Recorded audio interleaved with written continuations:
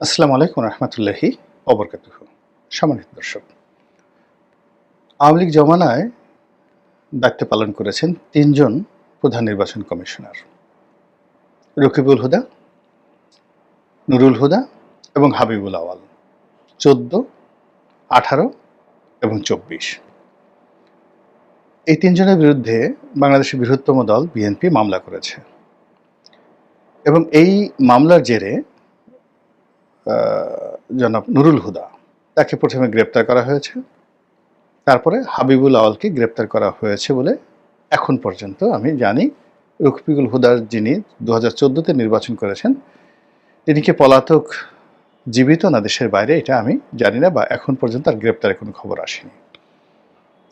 তো হাবিবুল আওয়াল সাহেবকে কীভাবে গ্রেপ্তার করা হয়েছে, কোথায় আছেন তিনি, বা কি হচ্ছে না হচ্ছে সেটা নিয়ে মানুষের অত আগ্রহ নেই, কিন্তু নুরুল হুদা সাহেবের সঙ্গে যে আচরণ করা হয়েছে সে আচরণ নিয়ে সারা বাংলাদেশ তোলপাড়।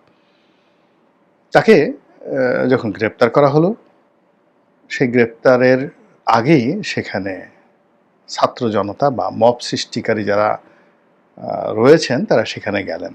তাদের সবারই রাজনৈতিক পরিচয় আছে এবং এই রাজনৈতিক পরিচয় নিয়ে পরে কথা বলবো। সেই রাজনৈতিক পরিচয় যারা লোকজন রয়েছেন তাদের চেহারা সুরতের সঙ্গে তাদের রাজনৈতিক পরিচয়টা মেলে না, মানে যারা এই মব করেছেন। তো তারা এই মব করে এই ভদ্রলোকের মালায় জুতার মালা পরিয়েছেন, তাকে তুই তুকারি করে কথা বলেছেন, তাকে হয়তো মারধর করেছেন এবং তার আগে যেটা করেছেন যে তার গালে প্রকাশ্যে জুতো মেরে আবার সেটা ভিডিও করেছেন এবং সবাইকে গর্ব করে, অহংকার করে যে এই ভিডিও করে এবং সব জায়গায় ছাড়িয়ে দাও। এবং এই ঘটনা যখন সামাজিক মাধ্যমে ছড়িয়ে পড়েছে, তখন সাধারণ যারা বিবেকবান মানুষ, সুস্থ মানুষ, দেশের কল্যাণ চায়, তারা সবাই চারিদিকে প্রতিবাদের ঝড় তুলেছেন। কিন্তু উগ্র যারা, আমাদের দেশে ইতিমধ্যেই একটা বিরাট উগ্র গ্রুপ তৈরি হয়ে গেছে, যারা মব সন্ত্রাসকে পছন্দ করে, যে মব হওয়া উচিত, যারা গালাগাল পছন্দ করে, এটা একটা কালচার হয়ে গেছে। যে কোনো মানুষকে গালাগাল করতে হবে, বাপ মা তুলে গালাগাল করতে হবে এবং সবার জন্মের সনদ সাথে নিয়ে ঘুরতে হবে, বিয়ের সনদ সাথে নিয়ে ঘুরতে হবে এবং যে কোনো সম্পর্কের মধ্যে এবং যে কোনো জন্মের মধ্যেই আমাদের এই সমাজে একটা বিরাট গ্রুপ তৈরি হয়ে গেছে সামাজিক মাধ্যমে। তারা ত্রুটি খুঁজে পান। যে কোনো মানুষকে আক্রমণ করার জন্য তার জারজ, সে জারজ সন্তান, তার বাপ খারাপ, তার মা খারাপ, এই অন্যকে ছোট করার জন্য এই কথাগুলো বলতে হবে। এরপরে নারী পুরুষের সম্পর্ক করার ক্ষেত্রে যদি কোনো সুন্দরী নারী বা সুন্দর পুরুষ কাউকে টার্গেটের মধ্যে পাওয়া যায়, অমনি তার চরিত্র হননের জন্য তার সর্বনাশ করতে হবে। অতি সম্প্রতি এনসিপির একজন নেতার একটি ভিডিও ভাইরাল হয়েছে, অডিও ভাইরাল হয়েছে। তো সেখানে একটা রমণীর সঙ্গে তার কিছু কথোপকথন হয়েছে এবং সেই রমণী সাহস করে এসে বলেছেন, সেটা হলো সাবেক অ্যাটর্নি জেনারেল, সাবেক উপদেষ্টা হাসান আরিফ সাহেবের ছেলের স্ত্রী। তো তিনি বলেছেন যে কথাটা আমার সঙ্গে হয়েছে, কিন্তু তারপরেও সেই একই দলের অন্য একটি রমণী, ডক্টর তাসনুভা সম্ভবত তার নাম, তার ছবি দিয়ে যে সকল অশ্লীল অশ্রাব্য কথাবার্তা বলা হচ্ছে, এটা আমাদের বেসিক্যালি রুচির দুর্ভিক্ষ নয়, রুচিতে পছন্দ হয়েছে, যা মুখে আসে। মানে একটা ভদ্র মহিলা, পেশায় ডাক্তার, এনসিপি করেন, যিনি এই ঘটনার সাথে জড়িত না, তো প্রথমে অনুমান করে তাকে নিয়ে ট্রল করা হলো, আর এখন জানার পরও তাকে নিয়ে ট্রল করা হচ্ছে পুরো সামাজিক মাধ্যমে।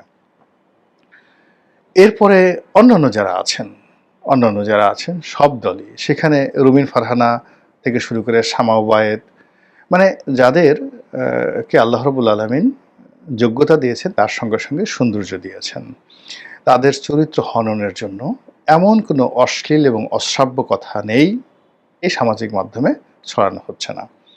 একইভাবে পিনাকি, এখন পিনাকির বক্তব্য দ্বারা অনেক আহত হচ্ছে। পিনাকি একটা স্টাইল করে তিনি নিজে কিছু অশ্লীল শব্দ, অশ্রাব্য কথাবার্তা বলেন, সেটা তার ব্যক্তিগত বিষয়, কিন্তু তার জন্ম নিয়ে ত্রুটি, সে জারজ, তার মা পাকিস্তানের লোকদের সাথে শুয়েছে, এই সমস্ত কথা বলে বুড়া বুড়া মানুষ, আল্লাহ মানে এদের হেদায়েত দান করুক, বুড়া বুড়া মানুষ তারা সেই পিনাকি নিয়ে যে সমস্ত কথাবার্তা বলছে এবং বলছে আমি পিনাকির চাচা হই।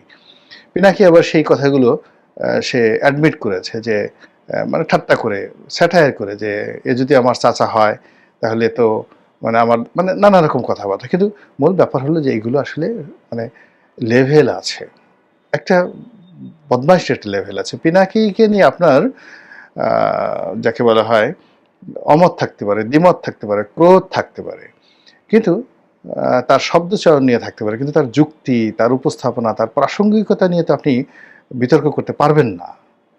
এখন সে হয়তো একটা বাজে কথা বলছে, একটা বাজে অঙ্গভঙ্গি করছে, কাউকে টার্গেট করে একটা কথাবার্তা বলছে, কিন্তু সে যুক্তি দিয়ে তো তার কথাটা বোঝানোর চেষ্টা করছে। এক, দুই নম্বর হলো আমাদের মহান মুক্তিযুদ্ধে তার পরিবারের একটা বিরাট ভূমিকা রয়েছে এবং তিনি বগুড়ার অত্যন্ত সম্মানিত একটা পরিবার থেকে এসেছেন। তার মা সম্মানিত মহিষী রমণী, তার বাবা ওই বগুড়া শহরে হিন্দু মুসলমান সর্বজন শ্রদ্ধেয় একজন ব্যক্তি।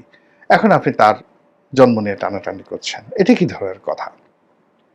এগুলো ভালো না, মানে এগুলো আমি কারোর জন্য এগুলো আমি শোভনীয় না। তো এই যে একটা কালচার শুরু হয়ে গেছে যে যখন একটা সমাজে অশ্লীলতা চলে আসে, ক্যারেক্টার অ্যাসাসিনেশন, কাউকে কারো চরিত্র হনন করার জন্য যখন মানুষ নেমে আসে তখন কেউ বাদ পড়ে না। এটা যারাই করেছেন, আপনি দেখেন আওয়ামী লীগ জমানাতে শেখ হাসিনার মুখ দিয়ে বেগম খালেদা জিয়া সম্পর্কে, তারেক জিয়া সম্পর্কে যে কথাগুলো বলা হচ্ছে, তার 10 গুণ এখন তাকে নিয়ে বলা হচ্ছে না, তার পরিবারকে নিয়ে বলা হচ্ছে না। এটা কি মানে তার জন্য ভালো হয়েছে বলেন তো? আবার এখন বিএনপির যারা লোকজন রয়েছে তারা যদি সীমা অতিক্রম করে, আগামীতে তাদেরকে নিয়ে কথা বলা হবে না, এটা বলা যায় না। তো যেটা বলছিলাম যে দেখেন যে নুরুল হুদা সাহেবের উপর মানুষের ক্রোধ আছে, ক্ষোভ আছে, ঘৃণা আছে, এটা সত্য, কিন্তু সেগুলো প্রকাশ করার কতগুলো নিয়ম আছে। এখন আমাদের দেশে নয়, সারা দুনিয়াতে যেটা হয় সেটা হলো আপনার যখন অপছন্দ হয় কাউকে, তার কুশপুত্তলিকা বানায়, সেটা দাহ করে, তারপরে শেষে তারও মূর্তি বানিয়ে সেখানে জুতো মারে, স্যান্ডেল মারে। এটা বিশ্ব জুড়ে এটা হয়। ডোনাল্ড ট্রাম্পের মূর্তি বানিয়ে তার পাছার উপর আচ্ছা মতো জুতো মারা হচ্ছে ওয়াশিংটন ডিসিতে। এটি না ডোনাল্ড ট্রাম্পের রাগ হয় না, কিন্তু ডোনাল্ড ট্রাম্পের গালে জুতো মারা তো দূরের কথা, এরকম একটা যদি কোনো কাজ করায় পুরো আমেরিকাতে যুদ্ধ লেগে যাবে, তছনছ করে ফেলবে সমস্ত কিছু। যদি ডোনাল্ড ট্রাম্প কোনো দেশে গিয়ে, আমেরিকার সবচেয়ে যে লোকটি ডোনাল্ড ট্রাম্পকে অপছন্দ করে সেও যুদ্ধ ঘোষণা করবে সেই লোকের বিরুদ্ধে, সেই দেশের বিরুদ্ধে।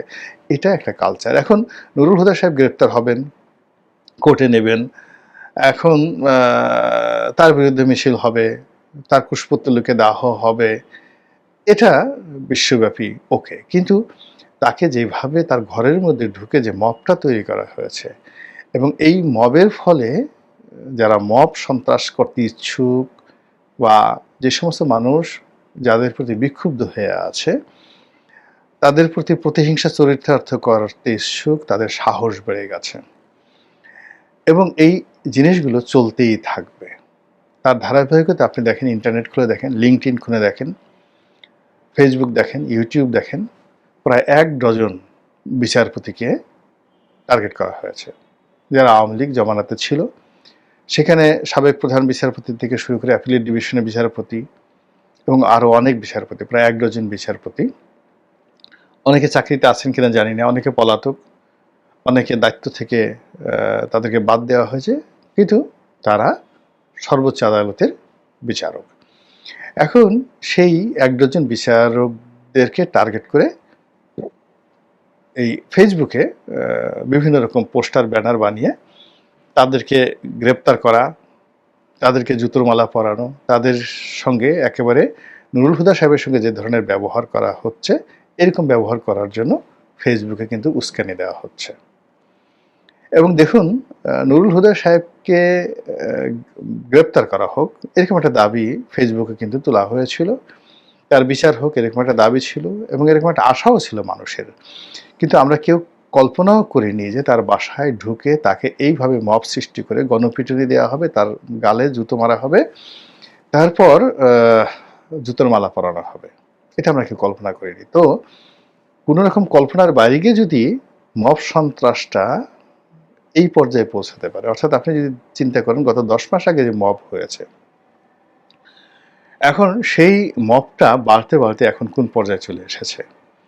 আমরা উপজেলা পর্যায়ের একজন মুক্তিযোদ্ধা, ইউনিয়ন পর্যায়ের একজন আওয়ামী লীগ নেতা গাছের সঙ্গে বেঁধে তার গলায় জুতোর মালা পরানো হচ্ছে, তাকে মারা হচ্ছে, এই দৃশ্যগুলো আমরা দেখে আহত হয়েছি।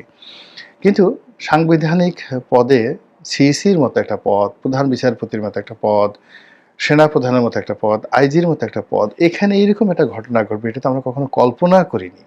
কিন্তু সেই ঘটনা কিন্তু ঘটে গেছে। ইট মিনস মবের যে সংস্কৃতিটা, এটা সেনাপ্রধান যেটা বলেছেন, ডক্টর ইউনূস বলেছেন, ঘোড়ার ডিম, কিছুই হয়নি, বরং উল্টো হয়ে গেছে, সম্পূর্ণ উল্টো হয়ে গেছে। আর এটা এখন যেভাবে ফেসবুকে অন্যান্য টার্গেটেড লোকদেরকে মারার জন্য, তাদেরকে এভাবে জুতো পিটা করার জন্য, তাদের বিরুদ্ধে মব তৈরি করার জন্য যেভাবে প্রচারণা চালানো হচ্ছে এবং যেভাবে মবকারী, আপনি চিন্তা করেন যে যারা মব করছে বা যারা অন্যায় করে তারা সংগঠিত, যারা অপরাধ করে তারা সবসময় সংগঠিত। ফলে এই প্রচার এবং প্রোপাগান্ডা দ্বারা যে জনমত তৈরি হচ্ছে এবং যে সন্ত্রাস তৈরি হচ্ছে, যে ঘৃণা তৈরি হচ্ছে, যে বিদ্বেষ তৈরি হচ্ছে, এবং এটা যদি বাস্তবায়িত হয় বিচারপতিদের ক্ষেত্রে, দেশ থাকে, বিচার বিভাগ থাকে।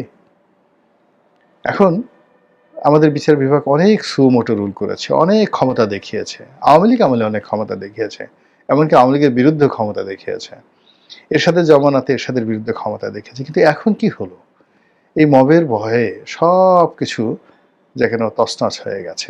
ফলে এই বিচার অঙ্গনের ১ ডজন বিচারপতির ছবিকে পোস্টার বানিয়ে, লিফলেট বানিয়ে যেভাবে প্রচার করা হচ্ছে ওদেরকে ধরার জন্য, ওদেরকে জুতো পিটা করার জন্য, ইত্যাদি ইত্যাদি, এটা শোভনীয় নয়। অন্যদিকে নুরুল হুদার এই গ্রেপ্তারের পরেও আমাদের সমাজের অনেক শিক্ষিত লোক, অনেক যাকে বলা হয় সেলিব্রিটি, তারা বলছে, তারা এটা নিন্দাবাদ জানাচ্ছে না, তারা বলছে যে উনি যে অন্যায় করেছেন তাকে যদি ১০০ বার ফায়ারিং স্কোয়াডে নিয়ে মারা হয় তবুও তার অপরাধের শাস্তি পর্যাপ্ত হবে না। চিন্তা করেন যে আমরা উগ্রতার কোন পর্যায়ে চলে গেছি। এবং এই যে মেসেজগুলো দেশের বাইরে যাচ্ছে, বিনিয়োগ আসবে, এই মেসেজগুলো দেশের বাইরে চলে গেছে। চট্টগ্রাম বন্দর যারা চালাতে চান, আপনি আনতে পারবেন না, যারা ইউনূস আপনি আনতে পারবেন না। এই মব বন্ধ করেন আগে, সবার আগে। যে সর্বনাশ ঘটে গেছে, সেই সর্বনাশ তো আর ফিরে আমরা সুরাহা করতে পারবো না, ফিরেও পাবো না সেই সুসময়। কিন্তু আগামীতে যেন এটাকে উপলক্ষ করে আরো বড় কোনো সর্বনাশ না ঘটে, সেই ব্যাপারে অচিরেই সতর্ক হন। আল্লাহ আমাদের সবাইকে হেদায়েত দান করুন এবং হেফাজত করুন। আসসালামু আলাইকুম ওয়া রাহমাতুল্লাহি ওয়া বারাকাতুহু।